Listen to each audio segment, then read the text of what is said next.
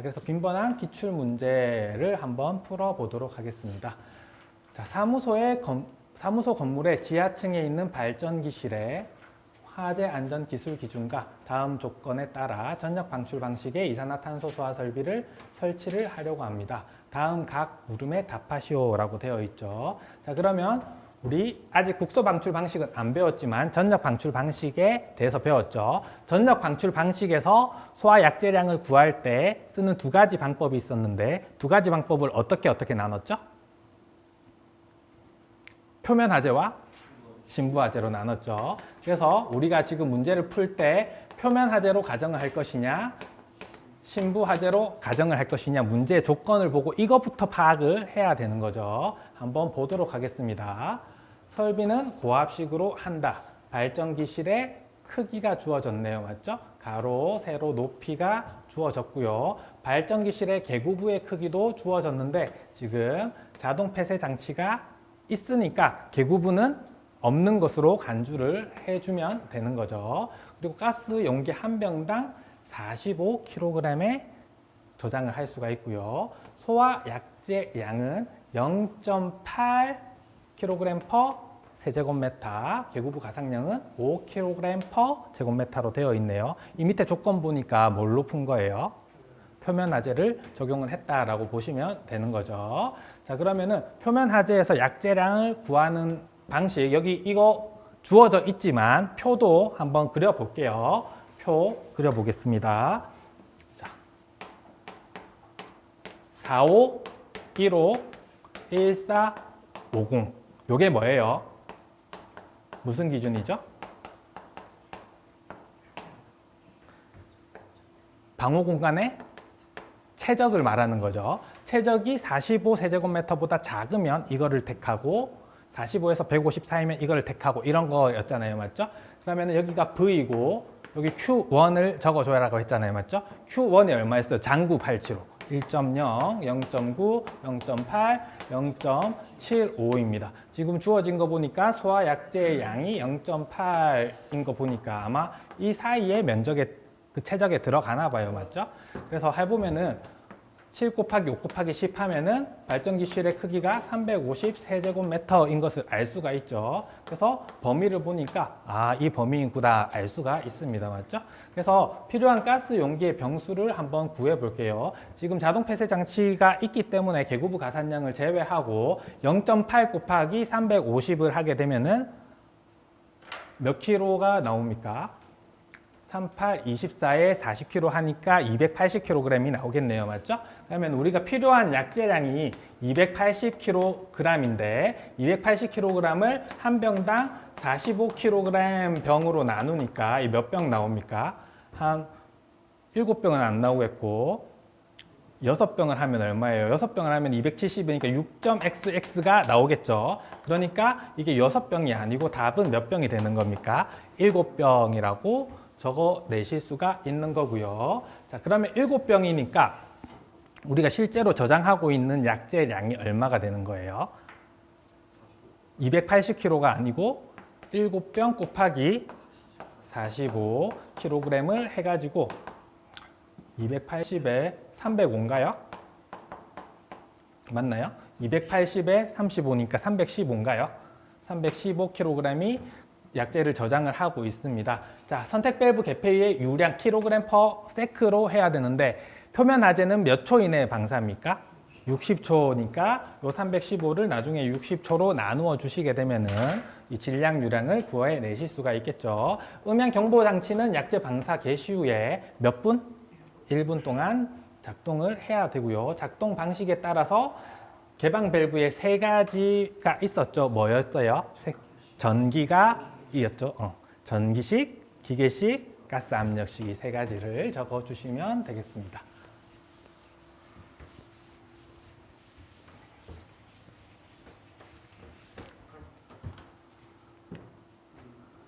자, 그래서 뭐 280kg로 계산이 처음에 되었지만 실제로 저장하는 저장 약재 양은 280kg가 아니고 병 단위로 하기 때문에 지금 7병이 되어서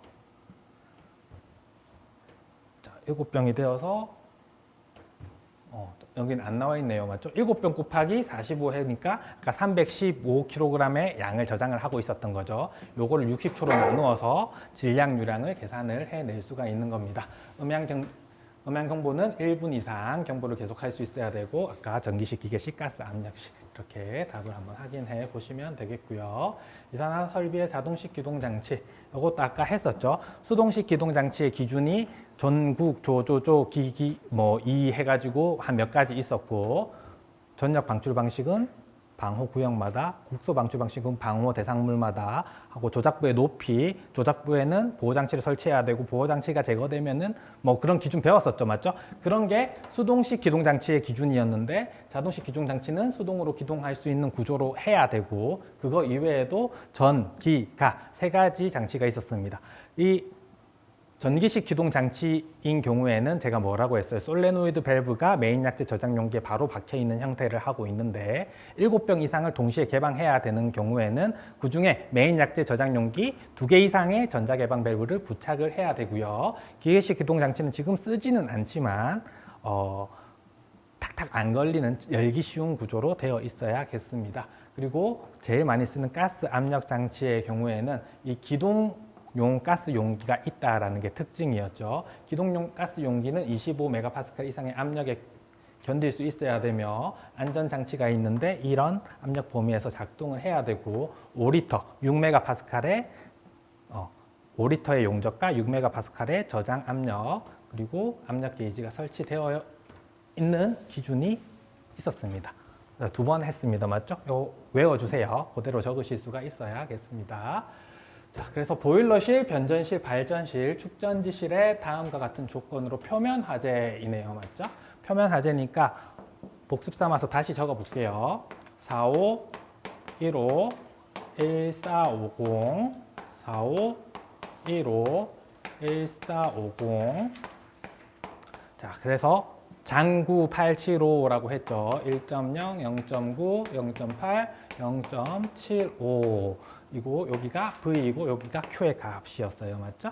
자, 그래서 이렇게 적어놓고 한번 보도록 하겠습니다. 방호구역의 조건은 다음과 같다. 면적과 높이가 있으니까 우리 최적을 알 수 있을 거고요. 계구부의 면적도 주어져 있네요. 근데 계구부의 상태가 자동 폐쇄가 불가하니까 요거는 우리 반영을 해줘야겠고 자동 폐쇄가 가능하니까 이건 신경을 쓸 필요가 없겠습니다.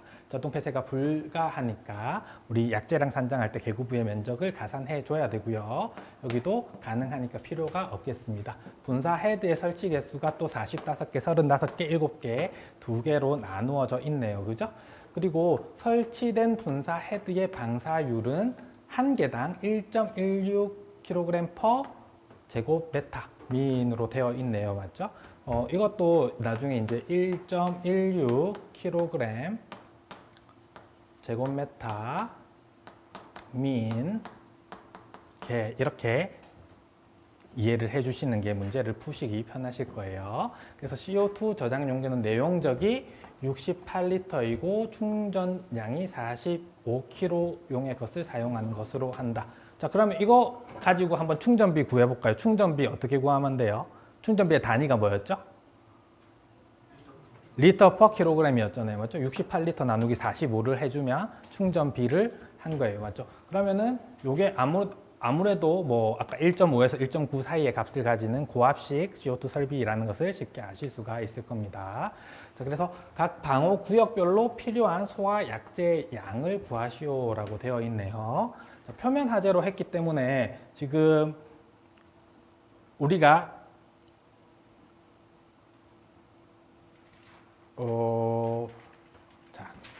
우리가 이 내용만 알고 있으면은 바로 약재량 구할 수 있죠. 그래서 보일러실 한번 구해 볼게요. 보일러실의 최적은 17m 곱하기 18m 곱하기 5m 해서 보일러실의 최적이 나올 것이고 이게 얼마입니까? 1530이요? 그러면은 이거 0.75 이게 적용이 되는 거죠. 0.75를 해주시고 계구부 가산량 적용해 주시면 되죠. 6.3 곱하기 5를 해주면은 요게 뭐가 되는 거예요? 약재 최소 소요량이 되는 거죠. 근데 이만큼 실제로 저장하고 있습니까? 아니죠.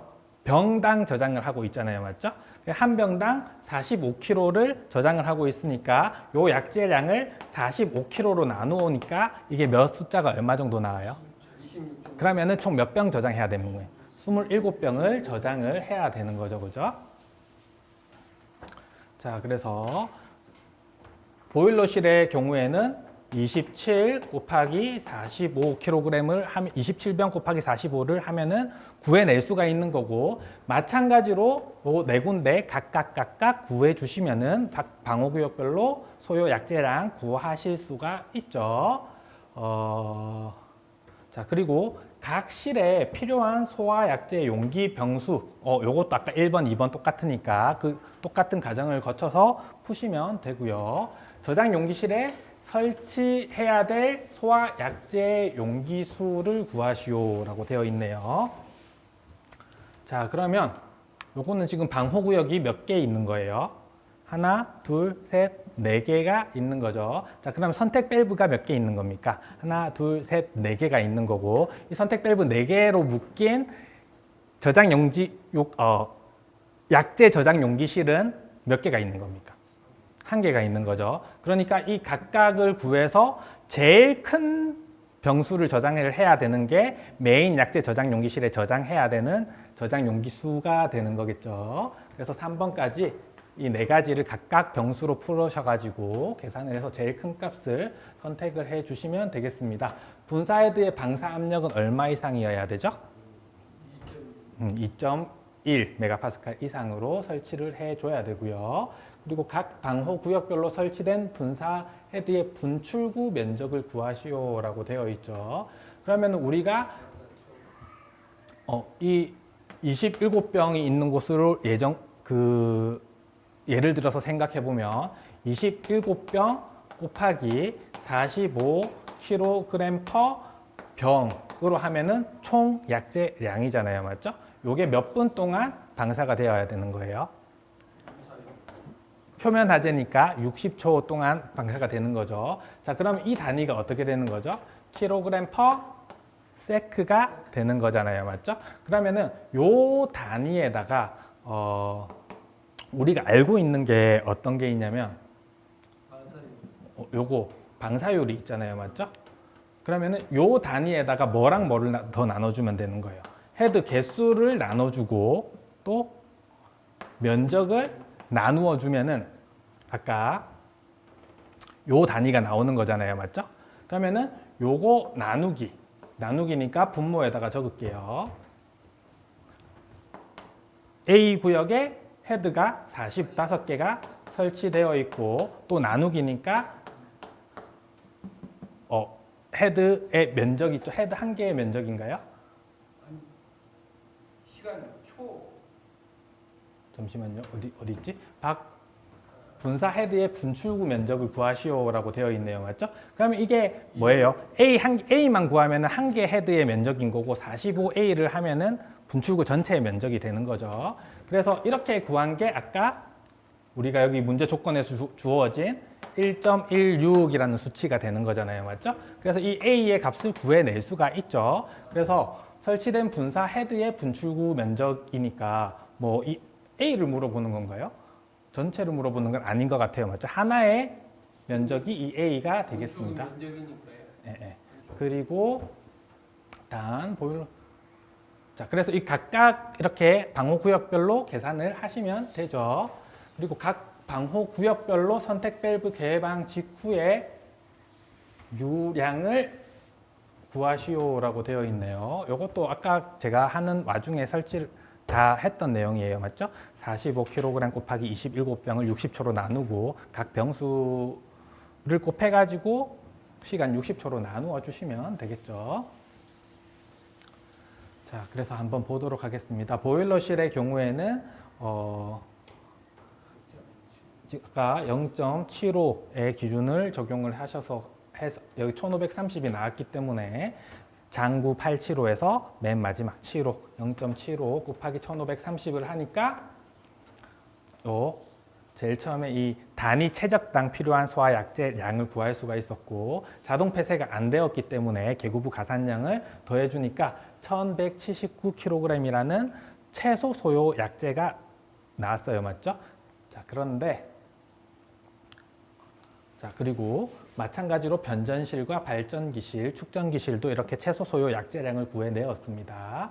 구해내고 45kg로 나누니까 26.2, 19.2, 3.4, 1.2가 되어서 각각 27, 24병, 2병이 되는 거죠. 그러면 저장 용기실에는 몇 개가 있어야 되는 거예요?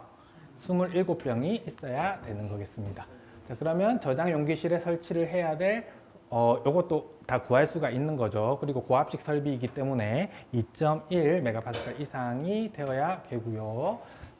방호구역으로 설치된 헤드의 분출구의 면적은 자, 한번 풀어보시게 되면은 45개가 있었기 때문에 아까 똑같이 각 방호구역별로 분출구의 면적이 조금씩 다르게 나오네요. 맞죠?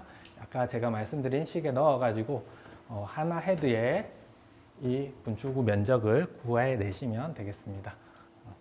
문제에 좀 국어가 어렵게 되어 있어요. 맞죠? 분출구 면적의 합계를 말하라는 건지 하나의 헤드의 분출구 면적을 구하라는 건지 좀 헷갈리게 문제가 적혀 있긴 하네요.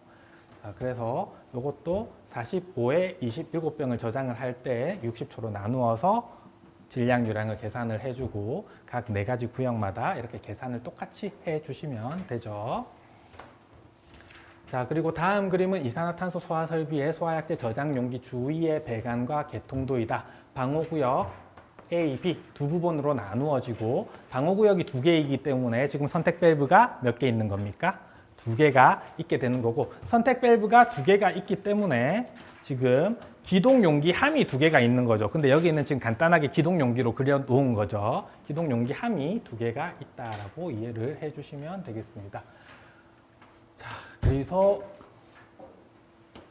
각 소요 약재량이 A 구역은 2보틀, 2병, B 구역은 5보틀, 5병일 때 다음 물음에 답하라라고 되어 있네요. 그죠? 어떤 물음인지 한번 보겠습니다. 각 방호구역의 소요 약재량을 방출할 수 있도록 동간에 설치할 체크 밸브의 위치를 표시하시오라고 되어 있네요. 자, 그럼 이 기동 용기로부터 나오는 이 관이 지금 뭐가 되는 거예요? 기동 용기의 동간이 되는 거죠. 동간이 되었는데 이 B 구역에는 몇 병이 지금 필요한 겁니까? B 구역에 지금 5병이 다 써야 되고 A 구역은 몇 병이 더 필요한 거죠? 2병이 필요한 거죠. 그래서 A 구역은 보니까 이쪽으로 지금 문을 열게 되네요. 맞죠? 그럼 A 구역은 이 2병만 열면은 되고 이쪽으로 가스가 더 가면 됩니까? 안 됩니까? 안 되니까 체크 밸브를 어느 방향으로 설치해 줘야 돼요? 이렇게 설치를 해 줘야